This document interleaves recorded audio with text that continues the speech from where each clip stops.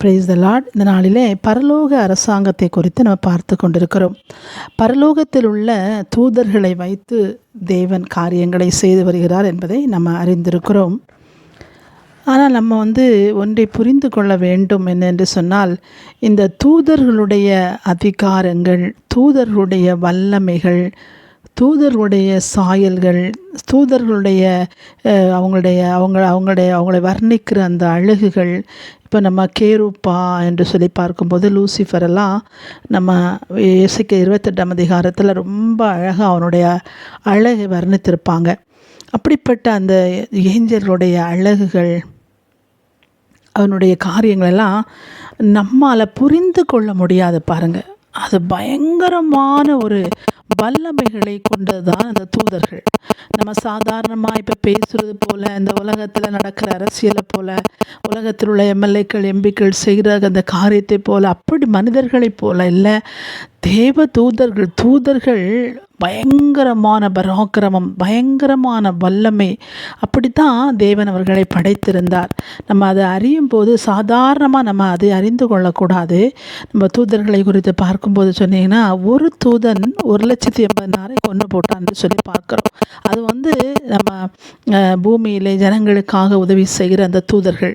அப்போது தேவ சமூகத்தில் இருக்கிற தூதர்கள், தேவ பிரசன்னத்திலே இருக்கிறவர்கள் எப்படிப்பட்ட வல்லமை உள்ளவர்களாக இருப்பார்கள், எப்படிப்பட்ட அதிகாரம் உள்ளவர்களாக இருப்பார்கள் என்பதை நம்மளால் புரிந்து கொள்ள முடியாது பாருங்கள்.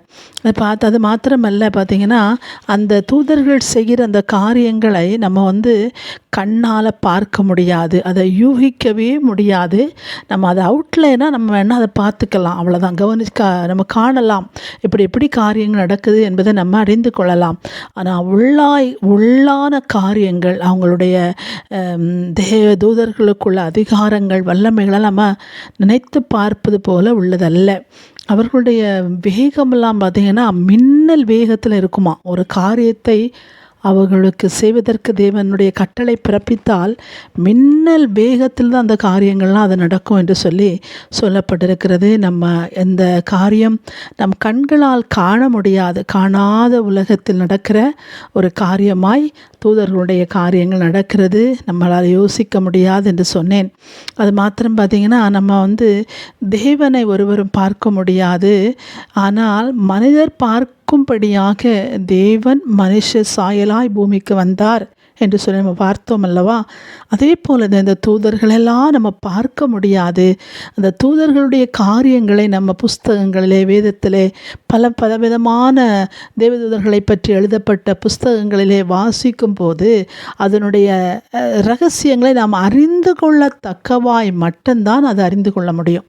அதற்கு மேலே ரொம்ப எல்லாம் நம்மளால் அதை அறிந்து கொள்ள முடியாது. அதெல்லாம் அந்த நாளில் நம்ம பேசியிருக்கிற எல்லா காரியங்களையும் நீங்கள் கேட்கும்போது அதை சாதாரணமாக நினைக்காதபடிக்கு அந்த தூதர்களுடைய வல்லமை மிகவும் பயங்கரமானது என்பதை நீங்கள் அறிந்து நீங்கள் அதை கேட்டு பயனடைங்க. கர்த்தர் உங்களை ஆசீர்வதிப்பார். நேற்றைய தினத்தில் நம்ம பரலோக ராஜ்யத்தில் தேவனோடு கூட இருக்கிற தூதர்களை குறித்து நம்ம பார்த்தோம்.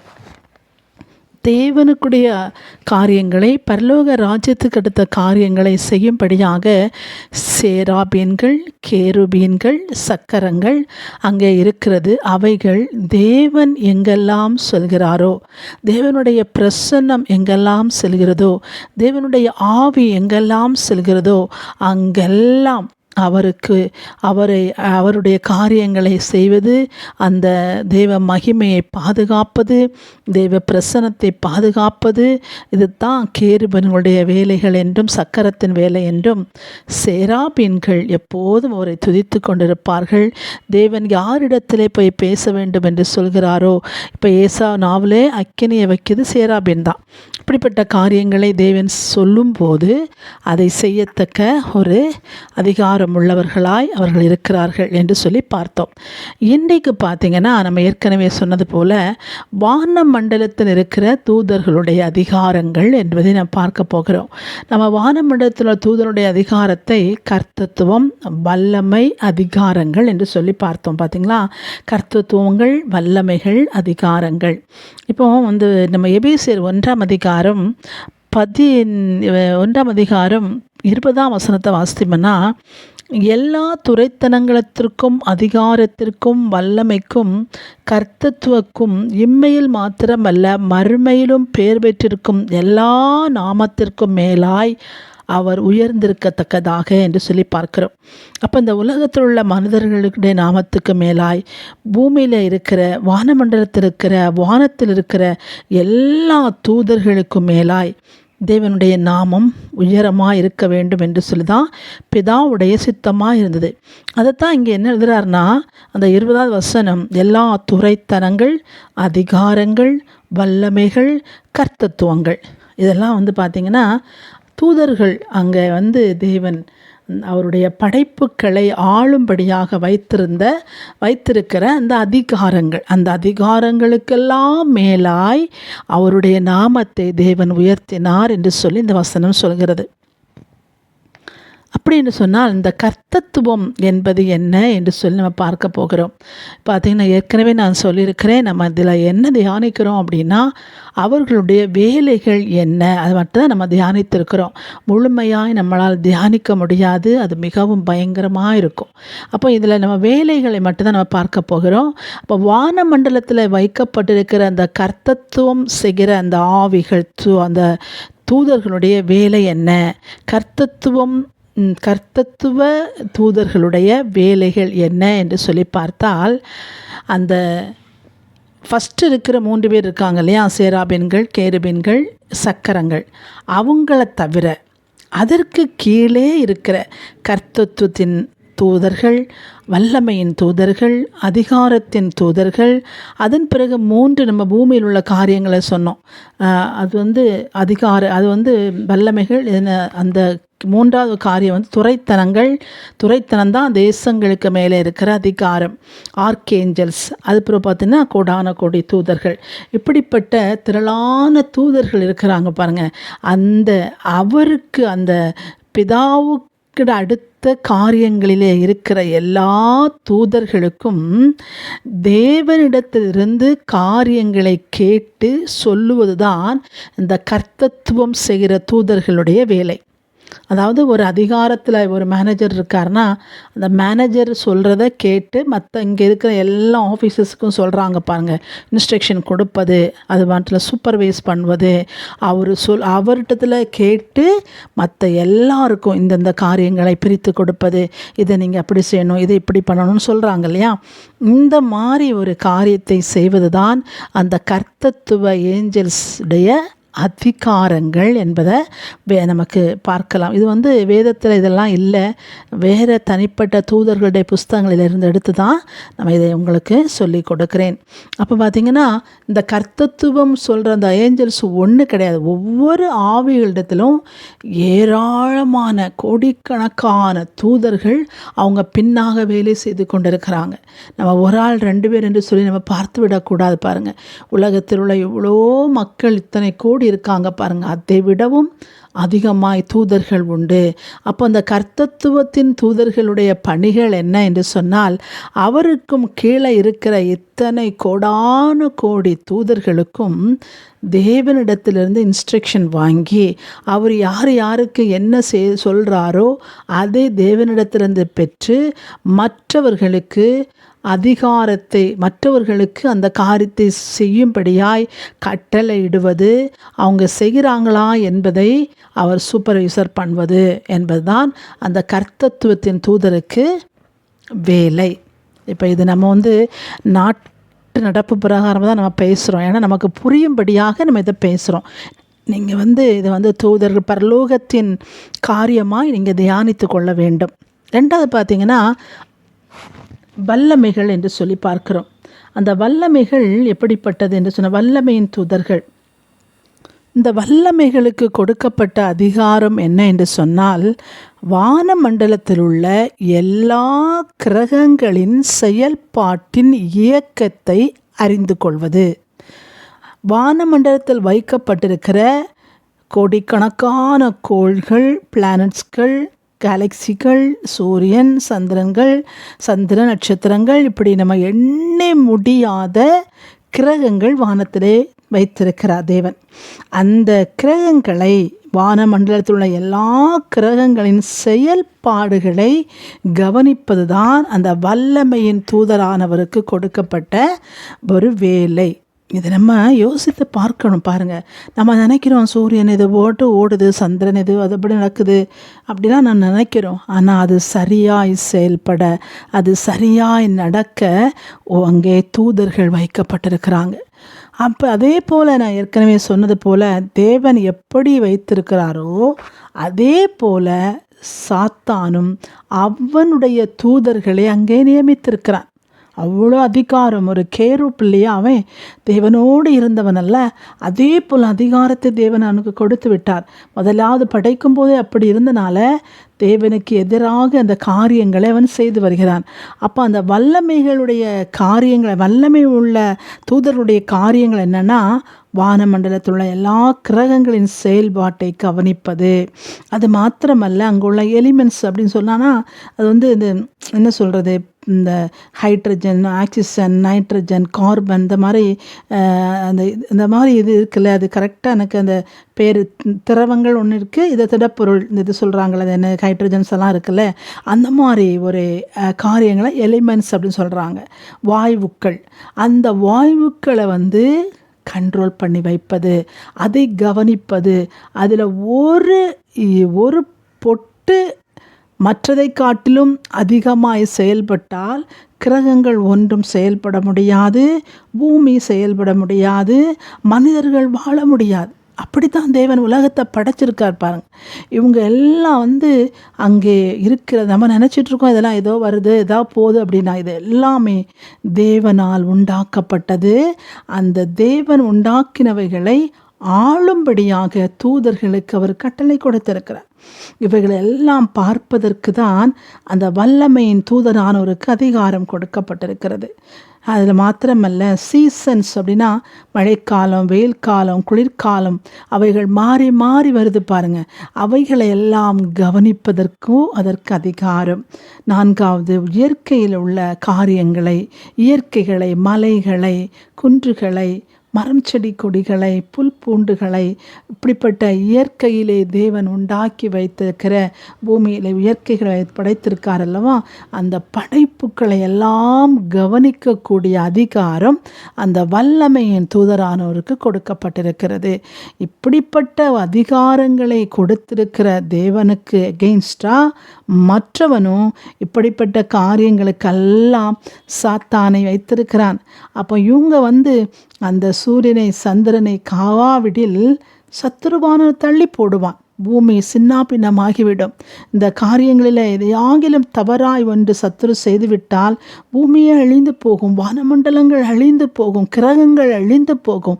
அவைகளை தடை செய்யும்படியாய், அவைகளை எதிர்க்கும்படியாய், அவனிடத்திலிருந்து ஒரு பாதுகாப்பை ஜனங்களுக்கு உண்டாக்கும்படியாய் வல்லமை உள்ள தூதர்களை தேவன் அங்கே வானமண்டலத்தில் வைத்திருக்கிறார். அவ்வளோ பெரிய வல்லமை இருக்கும், நீங்கள் நினச்சி பாருங்கள். நான் அதை ஏற்கனவே சொன்னது போல் சாதாரணமாக நம்ம அதை நினைத்து விடக்கூடாது.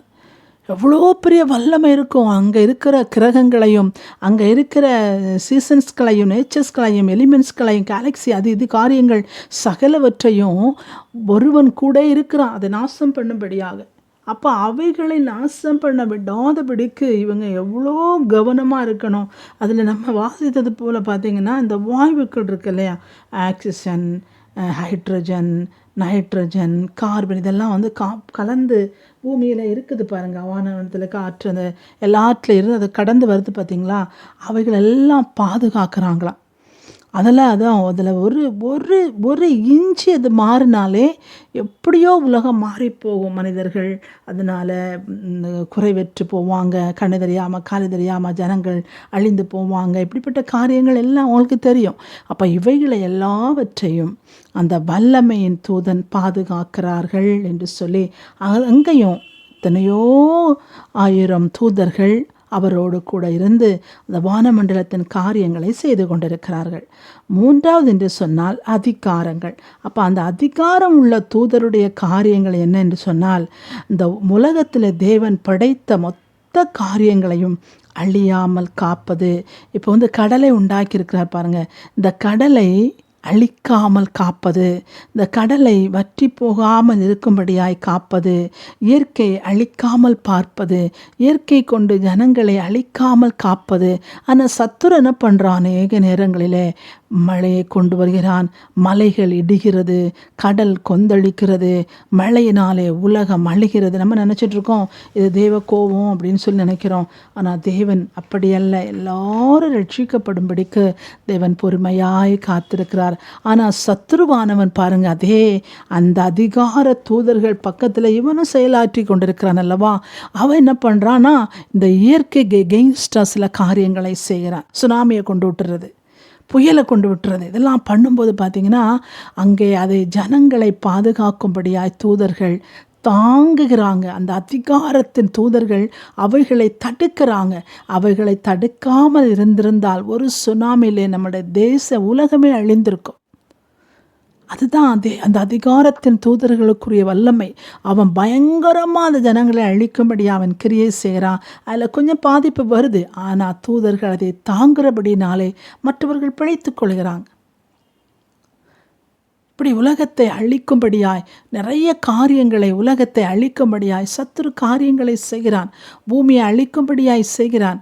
அப்போ இந்த இயற்கை மூலமாய் செய்கிறான், சொல்கிறது இந்த வைரஸ்கள் மூலமாய் செய்கிறான். எல்லாம் இந்த உலகத்தை அழிப்பதற்கு அவன் என்னென்ன செய்ய நினைக்கிறானோ அவைகளை எல்லாம் தடை பண்ணும்படியாக கொடுக்கப்பட்ட தூதர்கள் தான் அதிகாரத்தின் தூதர்கள்.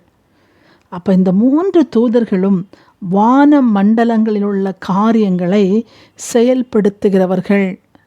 வான மண்டலத்தில் இருந்து பரலோகத்தில் இருக்கிறாங்க. ஆனால் அவங்கவுங்க வேலைகளை செய்யும்படியாய் கர்த்தர் அவங்களுக்கு அந்தந்த பொசிஷன் கொடுத்திருக்கிறார். அந்தந்த காரியங்களை அவர்களோடு இணைந்த தூதர்களும் செய்து கொண்டிருக்கிறாங்க.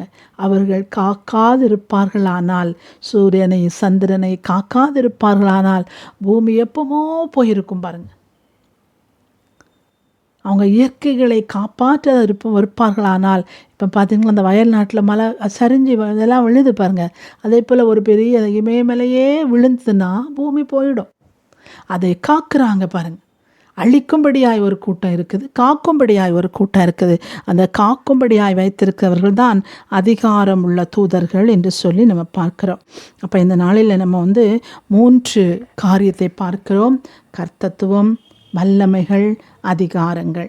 அப்போ இப்படிப்பட்ட காரியங்களை செய்ய தேவன் தூதர்களை கட்டளையிட்டிருக்கிறார் என்பதை நம்ம அறிந்திருக்கோம். இதைத்தான் எபேசியர் 1:20 நம்ம வாசிக்கிறோம். கர்த்தத்துவத்தையும் துரைத்தனங்களையும் அதிகாரையும் எல்லாவற்றிற்கும் மேலாக தேவன் அவருடைய நாமத்தை உயர்த்துகிறார். அவர் உலகத்தில் அவர் வரும்போது பார்த்திங்கன்னா சிலுவையில் மரிக்கும்போது அவர் சொல்கிறார், துரைத்தனங்களையும் அதிகாரங்களையும் உறிந்து கொண்டு வெள்ளியரங்கமான கோலமாக்கி சிலுவையிலே வெற்றி சிறந்தார். அப்போ இந்த துரைத்தன அதிகாரங்களை உறிந்து கொண்டு என்று சொன்னால் அங்கே இருக்கிற பிசாசின் தூதர்களுடைய செயல்பாட்டுக்களை எல்லாம் அவர் அழித்து அவனால் சிலுவையில் வெற்றி சிறந்திருக்கிறார் பாருங்கள். அப்போ இப்பொழுது தேவனாகிய கர்த்தருடைய தூதர்கள் அதை காக்கிறாங்க. அதை காக்க விடாதபடிக்கு அவனுடைய செயல்பாடுகள் பலமாயிராதபடிக்கு கர்த்தராகிய இயேசு கிறிஸ்துவின் வல்லமை இந்த பூமியிலே ஜெயம் எடுத்திருக்கிறது.